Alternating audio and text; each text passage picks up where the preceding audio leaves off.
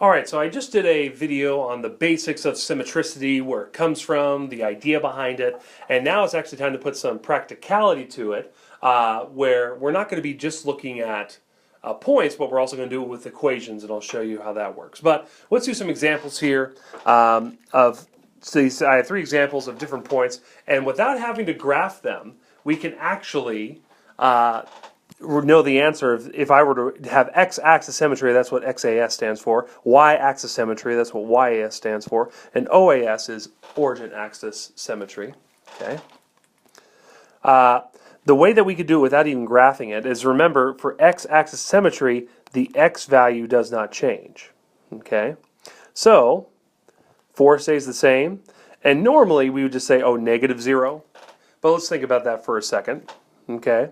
I can't necessarily have a -0, right? Because it's sitting on the x-axis. So it really can't move. Okay.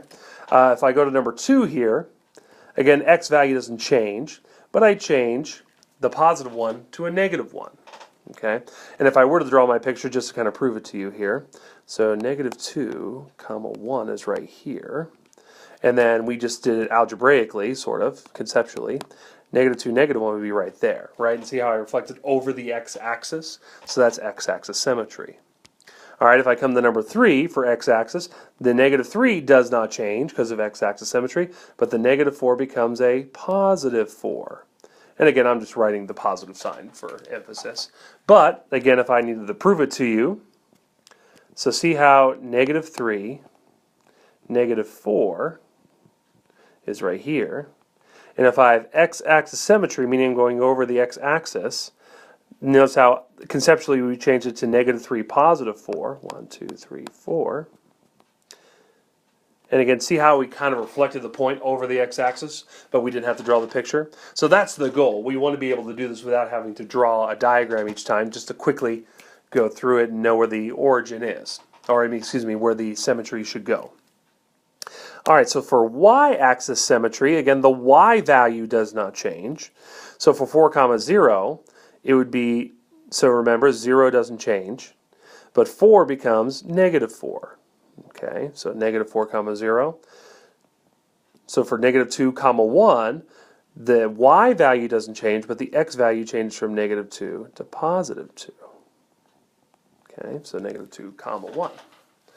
And then for number 3, for the original -3, -4, the y value doesn't change, so it stays a -4, but the -3 becomes a +3. Okay, so that's how you do y-axis symmetry. The y value doesn't change. Okay, the weird one here is origin symmetry. Okay, when it's origin, both values change. Okay, so the original 4, 0 becomes -4, -0. But again, I just write -0 to emphasize the point. There's really no -0, so you don't have to write negative, but just to help. All right, so the original -2, 1 becomes +2, -1, and the -3, -4 becomes +3, +4. Okay, so that's kind of a quick explanation of how x-axis, y-axis, and origin axis symmetry work. Okay, so those were point examples, but if you come over here, again, you could do questions like, okay, complete each graph. Y-axis symmetry. Again, the y-axis is here, meaning that's my mirror, meaning this would be its complement. Okay, this one is x-axis symmetry, meaning it has to reflect over the x-axis, so something like that. All right, you get the idea of how this is supposed to work. All right, so algebraically, here we go. So notice how it says test for symmetricity algebraically. And it doesn't tell you which ones, but if it doesn't say specifically, automatically assume wants you to check for all three. So x-axis symmetry, y-axis symmetry, and origin axis symmetry. Okay, so we're checking for all of them. So remember, with x-axis symmetry, the x value does not change, but the y value changes from positive to negative or negative to positive. Okay, so we'll do this one first. So y squared equals x plus 9 changes to y squared equals -x plus 9. And the way we check for symmetricity algebraically is, if we plug in the negative, it should be the same exact equation that we had before. So, looking at for x-axis symmetry, see how it's y squared equals negative x plus 9? There's nothing I could simplify. There's nothing I could change. Is it the same? The answer is no. So x-axis symmetry does not work for this function. All right, let's check for y-axis symmetry this time. Again, the y value doesn't change. So it's going to be y squared. Oh, Mr. Schwann made a goof. Hold on. Okay, so the x value doesn't change, so x isn't going to change in this equation. It's actually going to be the y that changes, so I'm going to write negative y squared equals x plus 9. Okay, so if I plug in negative y and I square it, wouldn't that become positive y? So positive y squared equals x plus 9. See how it is the same as that. So yes, there is x-axis symmetry. Cool. All right, let's go to y-axis symmetry. Again, the y value doesn't change, but the x does, so y squared stays the same, but it becomes negative x plus 9. And that one doesn't match this one, so no. All right, origin axis symmetry. Again, if we plug in negatives for both variables, so it'd be negative y squared equals negative x plus 9. Negative y squared is y squared, because squaring a negative becomes positive, equals negative x plus 9, which again does not match my original equation, so that is a no. So the only symmetry that this graph has is on the x-axis. Okay, so that's how you check for symmetry algebraically. All right, let's do it again for this one. And if you want to pause the video and quiz yourself, you can. But let's go ahead and see if we can do this here. Again, if it doesn't say it specifically, you're checking for all three.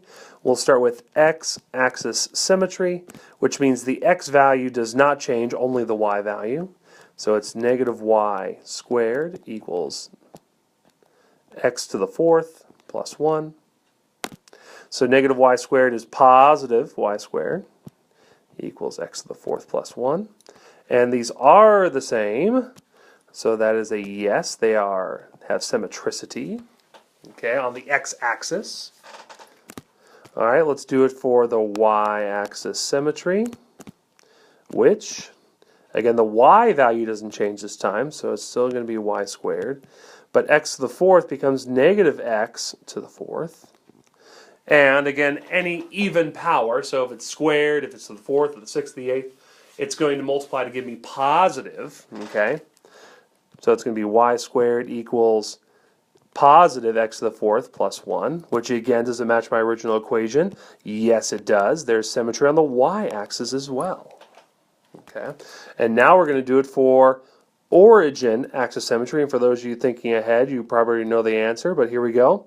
So both y and x become negative.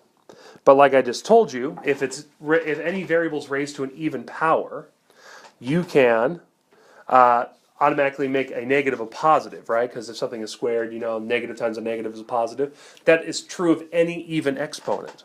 So that's going to give me y squared plus x to the fourth, or equals x to the fourth plus 1, which again, that does match, so yes. This particular graph has all three kinds of symmetry. That's pretty cool.